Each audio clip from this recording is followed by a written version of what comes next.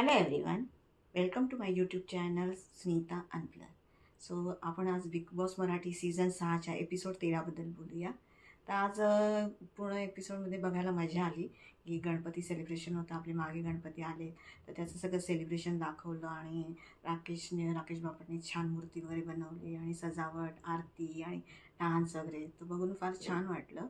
आणि मग स्टार्टिंग आपल्या एपिसोडची अशीच झाली की जो टास्क होता, कॅप्टन्सी टास्क चालू झाला होता आणि त्याच्यामध्ये तुम्हाला माहिती आहेत कंटेस्टंटही होते रोशन आणि आयुष.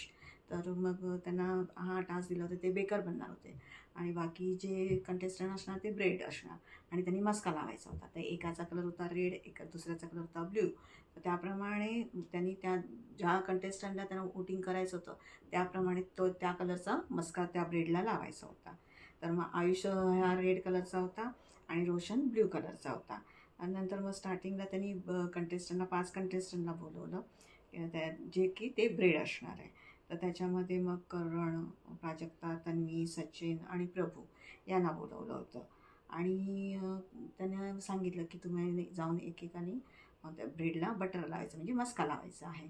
तर मग करणनी जाऊन आयुषसाठी हे केलं, प्राजक्तानी पण आयुषसाठी केलं. म्हणजे तो त्यांचा एक ग्रुपच झाला आहे. तर तुम्हाला माहिती आहे आता 2 ग्रुपच पडले. एक टोळीचा ग्रुप आहे आणि एक दुसरा म्हणजे तिथे सगळे मोस्ट ऑफ कंटेस्टंट तिथे झाले. पण कालचं जे राकेश बापटचं जे चालू आहे 2 दिवसापासून, तर त्याच्यामुळे थोडे लोक नाराज झालेत, मागे बोलत आहेत. पण तरी पण ते लोक एकमेकांना करतायत मदत आणि टोळी तर पूर्ण वेगळीच आहे. तर मग करणने आयुषला केलं, प्राजक्ताने पण आयुषला केलं, तन्वीने पण आयुषला केलं. कारण ती माहिती की रोशन हा विशालच्याच अंडर खेळणार आहे आणि विशालचं सगळं ऐकणार आहे. त्यामुळे तिने आयुषला दिलं आणि त्यांचं बॉन्डिंग पण चांगलं आहे. सो तिने मग आयुषला दिलं. नंतर सचिनने रोशनला दिलं की त्यांनी त्यांचं एक फ्रेंडशिप आहे, त्यांचा एक वेगळा बॉन्ड आहे. आणि प्रभूनी पण तो म्हणजे गावसाकडचा माणूस आहे वगैरे आणि त्यांनी प्रभूनी रोशनला दिलं. तिथे एक असं दाखवलं की प्रभू गेला म्हणजे ब्रेडला तिथे मस्का लावायचा. तर बिग बॉसने आधीच सांगितलेलं की तो जो मस्का आहे तो आर्टिफिशियल आहे, तो काही रिअल नाही आहे. सगळेजण बोललेच होते प्रभूला, प्रभू तो खायचा नाही वगैरे. तर तो ब्रेडला असा एकदम वेगळ्या नजरेने बघत होता. तर त्याला खावं असं वाटत होता. थोडेसे तुकडे पण त्याने खाल्ले वगैरे आणि नंतर मे बी आता रिअली डोंट नो की तो गरिबी कार्ड खेळतोय, सिंपती कार्ड खेळतोय की खरंच तसा आहे इनोसंट वगैरे. सो त्यांनी मग ते ब्रेड त्यांनी रोशनला मत दिलं. म्हणजे जो रोशनचा जो कलर होता ब्ल्यू कलरचा तो मस्का लावला. तर त्याची ती लालसा बघून बिग बॉसनी पण त्याला सांगितलं की तू एक ब्रेड घेऊनच जा बाबा, खा. कारण मे बी नाही तर मग असं पण असू शकेल की ते लोक 2-3 दिवस ब्रॉन्झ रेशनमध्ये आहेत, तर सात्विक अन्न खात आहे. तर त्याला त्याचे थोडंसं लालच आलं असेल. Maybe you can't say anything, let us see. आणि नंतर मग त्याच्यानंतर असं होतं की त्या दोघांनी म्हणजे आयुषने आणि रोशननी 2-2 जणांना बाद करायचं होतं, आऊट करायचं होतं आणि मग जो बाकी राहील उमेदवार त्याचा तो विनिंग ओपिनियन असणार. सो मग आयुषनी त्याला माहिती आहे म्हणजे कोण तुमच्या बाजूनी आहेत आणि कोण तुमच्या बाजूनी नाही आहे. तर मग आयुषला माहिती होतं की सचिन आणि मे बी प्रभू नसणार कारण ते रोशनला देण्यामुळं. तर त्यांनी सचिन आणि प्रभूला बाद केलं. इथे रोशनला माहिती होतं की प्राजक्ता आणि करण आयुषला देणार, मग त्यांनी त्यांना बाद केलं. तर अशा प्रकारे ते चौघजण बाद झालं. मग तन्वीचं म्हणजे विनिंग होत होतं. तर मग ते तन्वीने तर आयुषला दिलं होतं. अशा रीतीने फर्स्ट राऊंड आहे तो आयुष जिंकला. नंतर सेकंड राऊंडमध्ये राकेश, दीपाली, विशाल, अनुश्री आणि सोनालीला बोलवलं. तर इथे राकेश बोलतो मी गेम नाही खेळणार कारण मला कोणीच डिझर्विंग वाटत नाही आहे. सो काल जो टास्क झाला त्या हिशोबाने त्याला असं वाटत होतं की त्याच्या ग्रुपने त्याला मदत करावी, पण सगळ्यांनी नाही केली.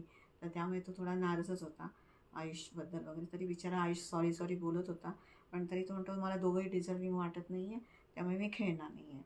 तर बिग बॉस बोलले त्याला की तुम्हाला हा तुमच्यासाठी गेम नाही खेळायचा, हा प्रेक्षकांसाठी खेळायचा आहे. तर मग त्यांनी मग हां ठीक आहे बिग बॉस तुम्ही बोलताय म्हणून मी खेळतो.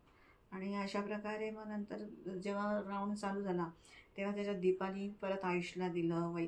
विशालने काय यावेळी विशाल असा गेम केला, तो म्हणतो की मी असा म्हणजे त्यांनी पण तो जेव्हा कॅप्टन्सी उमेदवारी टास्क होता तेव्हा त्यांनी आयुषला सांगितलं की मी डील करतोय, जर तू रोशनला तू ह्याच्यापर्यंत फायनलपर्यंत नेशील तर मी तुला सपोर्ट करेन. सो म्हणतो मी त्याला तसं बोललेलो आहे तर मला आयुषलाच द्यावं लागेल. मग त्यांनी पण आयुषलाच दिलं. नंतर अनुश्रीने ऑफकोर्स त्यांच्या टीममधल्या पण तिने रोशनला दिलं. सोनालीने पण म्हणजे माझं आणि त्याचं फार चांगलं बॉन्डिंग आहे तर तिने पण आयुषला दिलं. इथे राकेश बोलतो मी कोणालाच देणार नाही, कारण दोघं डिझर्विंग नाही आहे तर मी कोणालाच देणार नाही. नंतर मग अशा रीतीने असं झालं की राकेशचं तो वोट बाद झालं. नंतर परत इथे असं होतं की ओळखायचं होतं, दोघा जणांना आऊट करायचं होतं.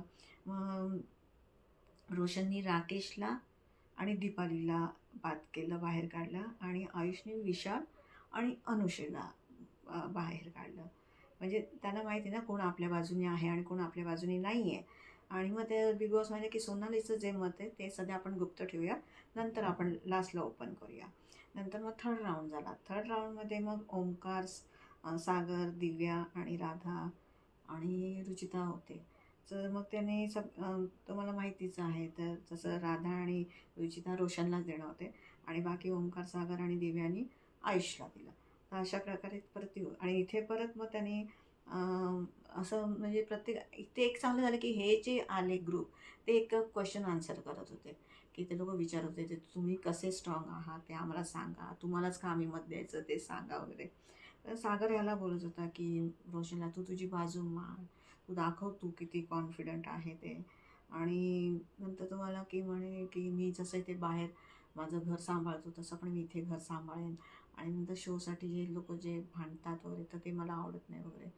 मग तो सागर म्हणतो की अरे मग लोक तर मुद्दे मांडणार ना, मग ते मुद्दे पण नाही का तुला आवडत. तो म्हणतो तसं नाही, म्हणजे ॲक्च्युली फ्रँकली स्पीकिंग ते म्हणजे त्यांनी त्याला ट्रॅप केल्यासारखं झालं. तो नाही तेवढा कॉन्फिडंट वाटला आणि मग त्याप्रमाणे म्हणून मग सागरनी आयुषला दिलं की कॉन्फिडंट नाही आहे म्हणून.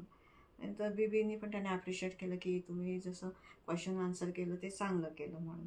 नंतर इथे मग परत आलं की कोणाला बाहेर काढायचं. मग आयुषनी राधा आणि रुचिताला बाद केलं आणि रोशननी ओंकार आणि सागरला बाद केलं.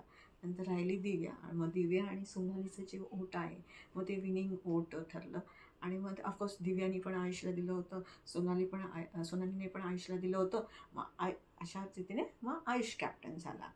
सो इथे सगळ्यांचं असं म्हणजे सगळ्यांचं बॅक बिचिंगच चालू होतं. नंतर विशाल रोशनला म्हणत होताला की कसा मी त्याला झटका दिला, म्हणजे सगळ्यांना असं वाटत होतं की विशाल रोशन त्याच्याच गँगमध्ये आहे, टोळीमध्ये, तर तो त्यालाच देईल. पण म्हणून तो नाही, आपण तो म्हणजे रोशनला दाखवत होता की मी किती ऑनेस्ट आहे, आपण ज्याला जबान दिली, आपण ज्याला सांगितलं, डील केली तर त्याप्रमाणे आपण वागलो. नंतर आयुषला पण जाऊन सांगत होता मी तुला बोललो होतो ना तसं मी केलं वगैरे.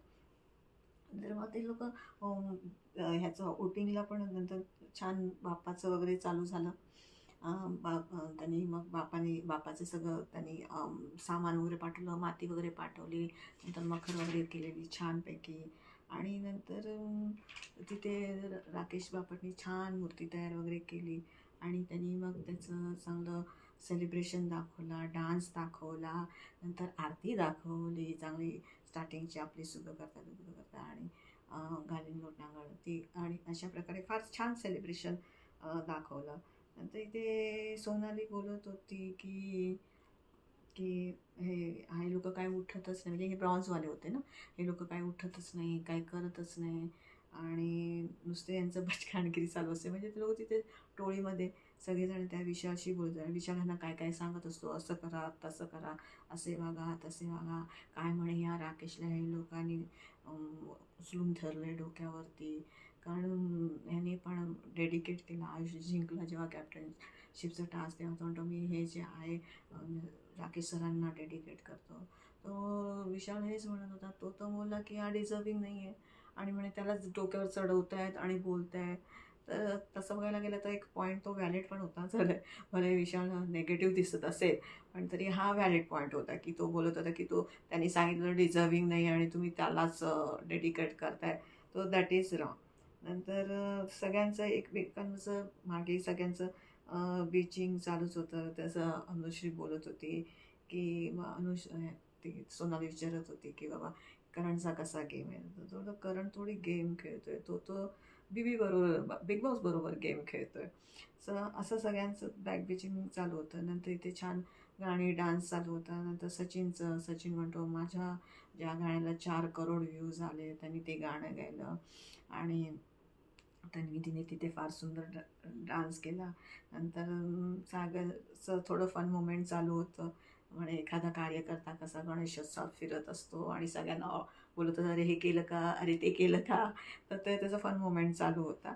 तर तेही बघून मजा आली बघायला. नंतर बिग बॉसनी अनाऊन्स केलं की जे ब्रॉन्झ रेशन कार्डवाले आहे त्यांचे सगळे निर्बंध हटवत आहेत आणि सगळ्या त्यांना ते लोक सुखसोयींचा वापर करू शकतात.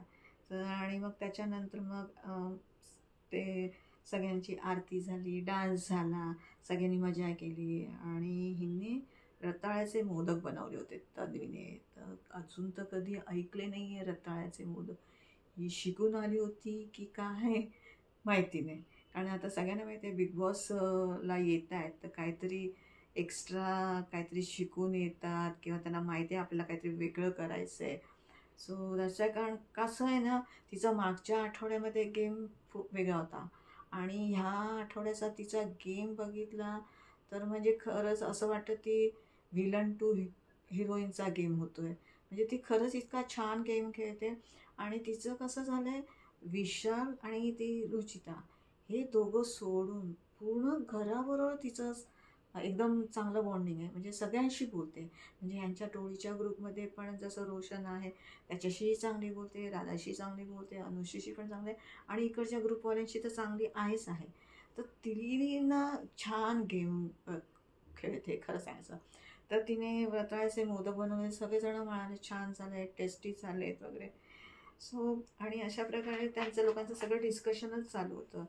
नंतर ते लोक टोळी जी आहे टोळीचे 5 लोक ते तन्वीबद्दल बॅकबेचिंग करत होते.